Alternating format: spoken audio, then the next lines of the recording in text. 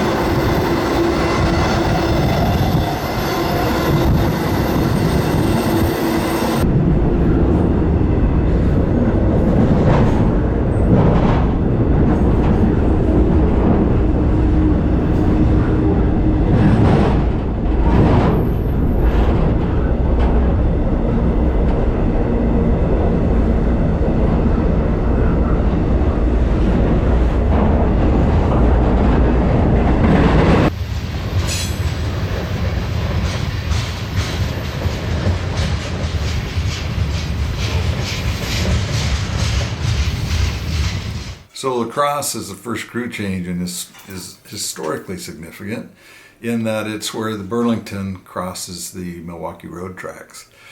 And now, of course, the Milwaukee Road is owned by the Canadian Pacific. Unfortunately for the Burlington, even though they have double track through there, they don't control that crossing, so they get stopped there quite often and have to wait for clearance from the Canadian Pacific. But from there we go on to Northtown, and it's a relatively quick run up there. But I love LaCrosse because I'm usually getting ready to go on a long hop, and you can't help but get excited when the Z trains with 4, 5, or 6 engines come coasting in.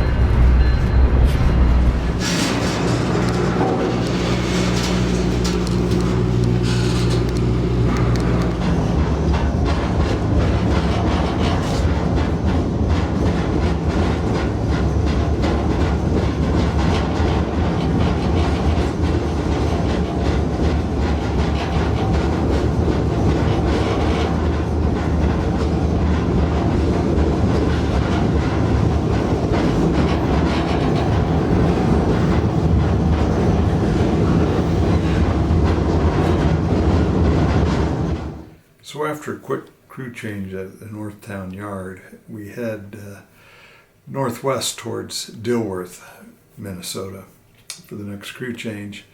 And this part of the trip, I like it because you get some sleep, it's nighttime. And so I'm vaguely aware of passing through some of the larger towns along the way, like St. Cloud, Little Falls.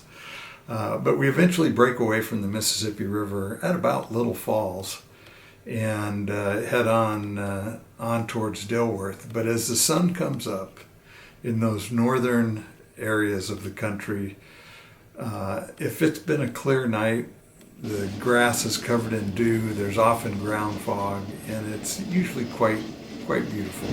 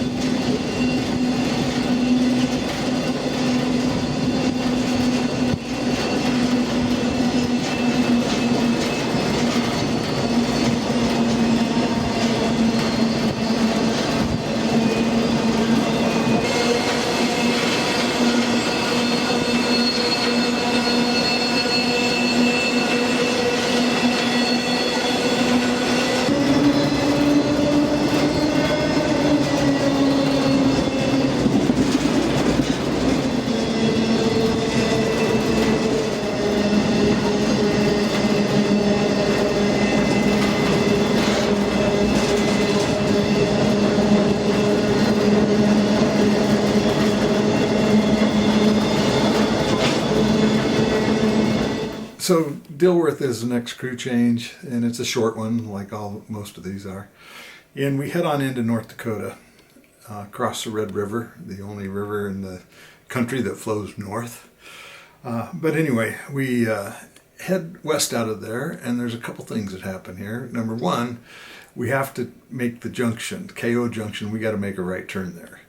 Not every one of these trains does. If they've got traffic issues or something, they can route you straight west out of Fargo, and you don't go on the High Line. So, fingers crossed, you don't know till you get there. The other thing is that this marks a spot where you begin to really appreciate the wide openness that still exists in America. What a big country it is and how wide open it still is, and pretty sparsely populated. So you get a feeling for wide openness here as we go.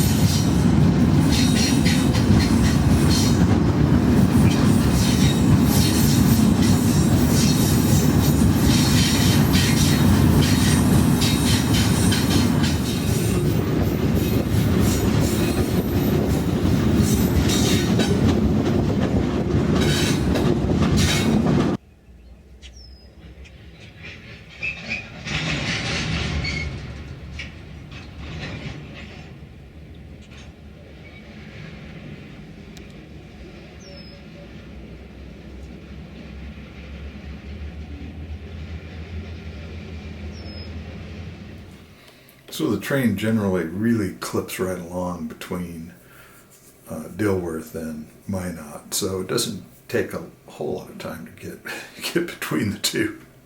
Running 70 miles an hour. But from Minot then heading west, the landscape starts to change into more of a ranch land from farmland, and the wide openness continues and will clip along through the northern part of the Williston Basin, the oil patch area where I cut my teeth in North Dakota, my first job out of college. And that, but on our way to Glasgow, which is a great place to get off and rest and recuperate. So I heard of the scanner. We're good to go as soon as we get the signal.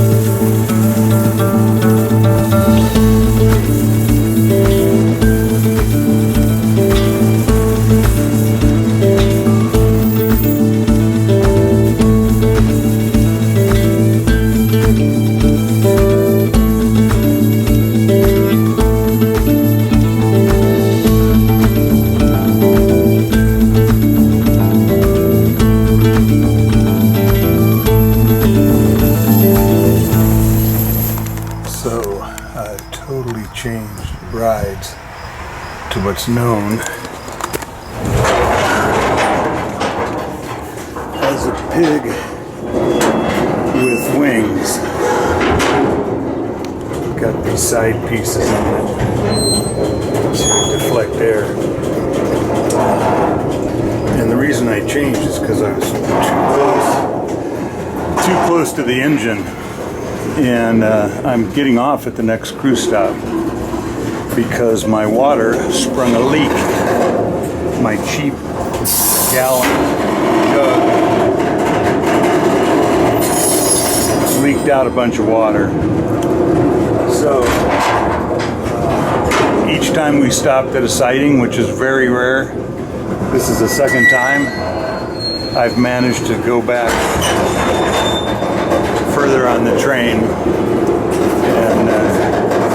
and now I'm under this pig with wings. I've never done that before, so we'll see how it goes.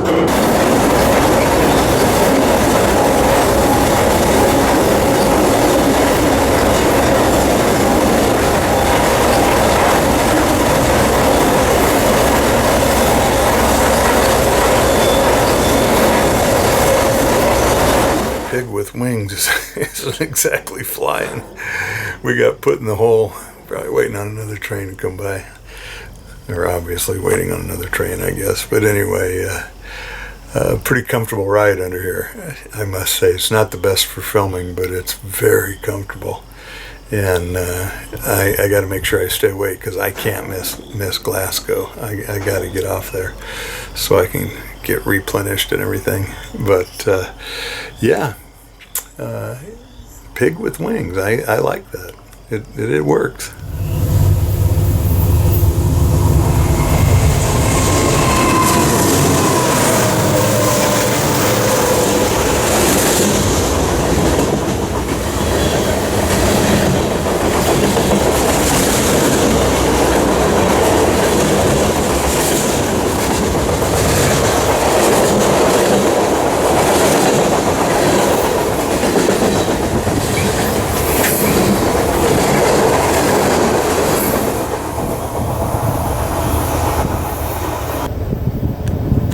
Quite the general manifest there. Now maybe we can go. Well, after we sat in that siding for a while, now we're hauling ass, man. I think 69 was fast as northern run train. But, 70, I guess. Anyway, we're cruising right along.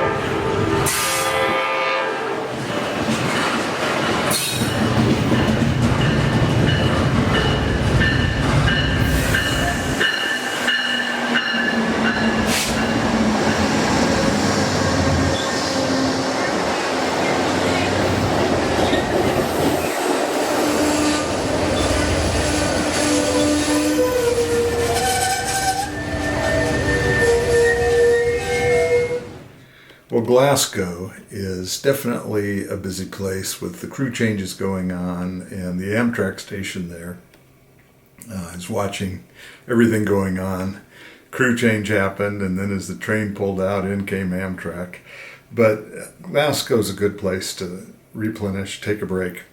The next stop is Havre, and Havre is a pretty famous point on the High Line. But it is the beginning of the actual High Line subdivision once you get there. But Havre can be a bit nerve-wracking because they tend to inspect the trains there, so you never quite know what you're going to get when you get to Havre. Time to resume my journey.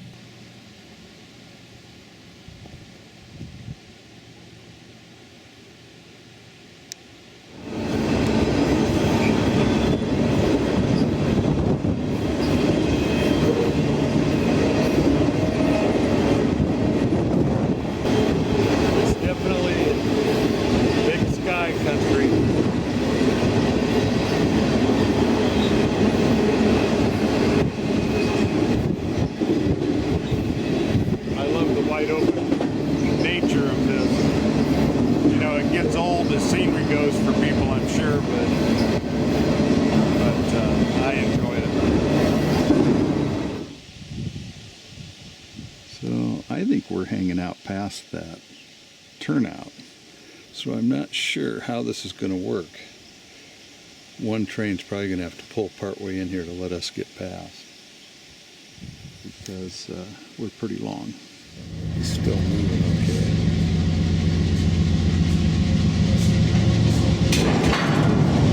We're going good.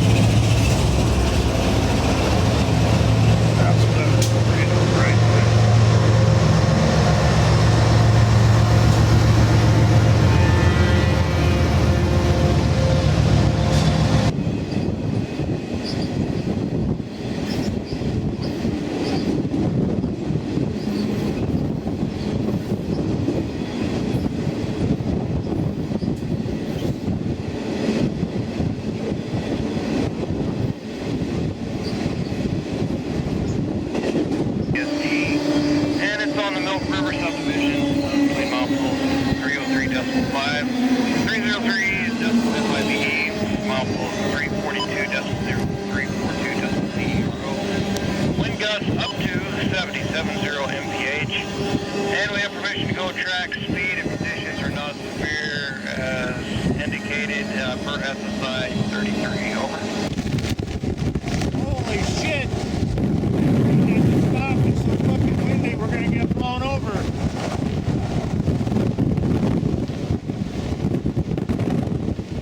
Holy cow, man! It's rocking.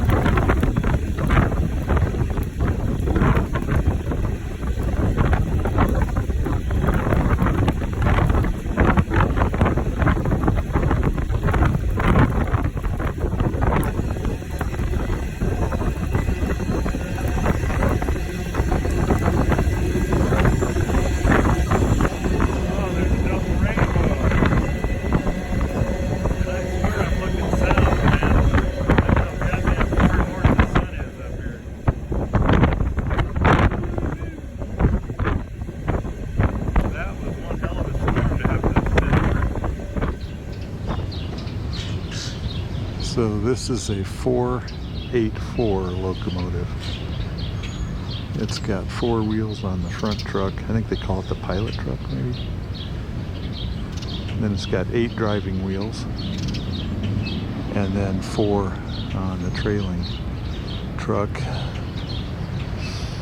It probably had some type of name, like maybe they called it a Northern or something like that. I'll see if I can find out in particular on this one. Man, these things were behemoths for sure.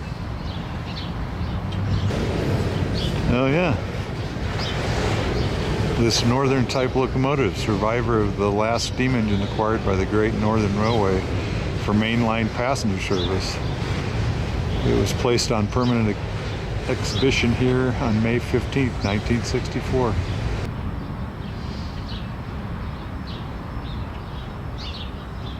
This is the Amtrak station.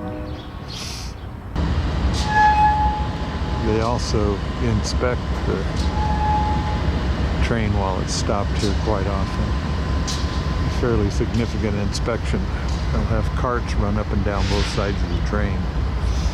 I saw one go by the other way a minute ago. So Havre is another one of these cool places on the High Line, but it does mark the beginning of the actual High Line subdivision. So from Havre to Whitefish is officially the High Line. There's no debate about that. Whether you want to call the whole thing the High Line from Chicago to Seattle or this section, there's no debate. This section is the High Line subdivision. So the only difficulty here is trying to time it so that you go through Glacier National Park in good daylight for getting good video and pictures and whatnot. And in this, I think most of this one that I'm using in this video, I got set out on a sighting at night and had beautiful night sky. And even, you know, this was in early June, I think. And even then,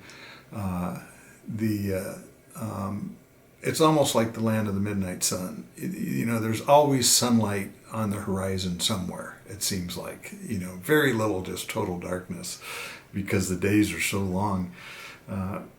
But anyway, I got some nice pictures of stars and all of that stuff, and then thought I was going to be going through Glacier in just the most perfect time. Well, I thought I was going to time this right to get through Glacier in the daytime.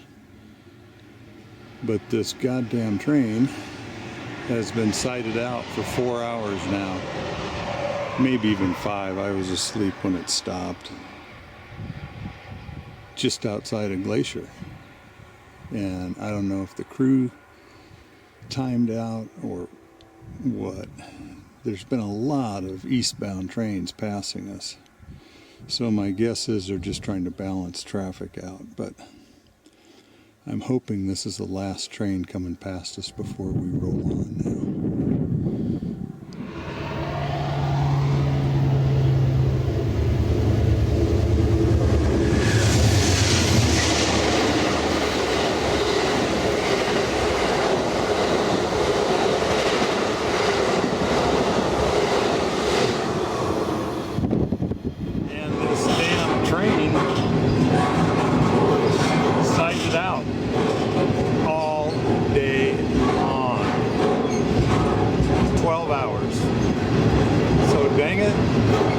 Going to be dark as I roll in there.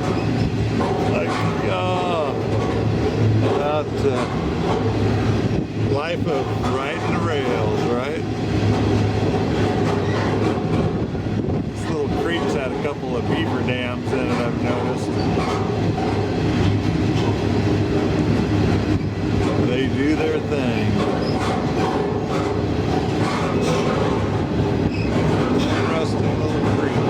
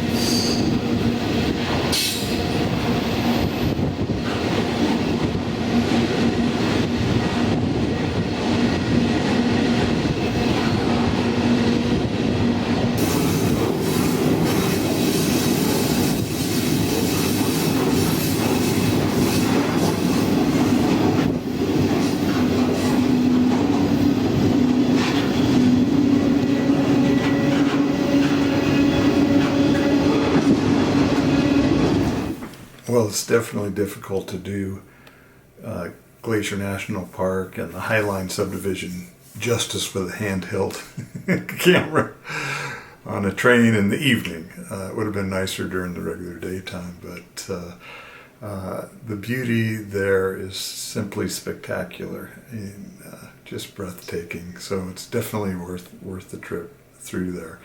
Whitefish is a cool town. The depot there is gorgeous, just a unique treasure, and it could probably have its own video just about the depot. Anyway, so crew change happens in Whitefish, and on we go. So it was another trip through there that I came through early in the morning and then managed to run along the river at just the right time.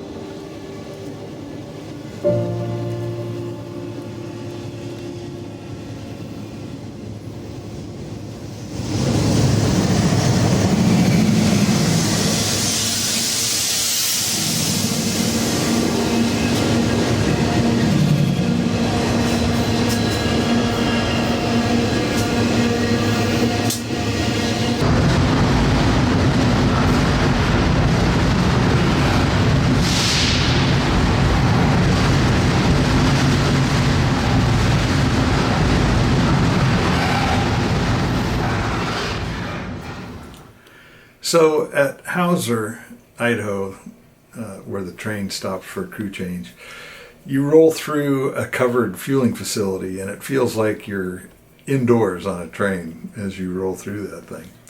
But I went on to Spokane on this particular trip, and then my train broke apart and left me in the intermodal yard at Spokane. So I haven't actually completed this trip. So I'm going to have to go back one of these days and ride from Whitefish or somewhere on to Seattle so that I get to see the beautiful Cascade part of the trip. I have ridden from Portland back through this way, but it's overnight into Spokane, so you don't really see a lot, or I didn't anyway. So I'll leave you with a slideshow and a little music to close out the video. Thanks so much for watching. Take care, everybody.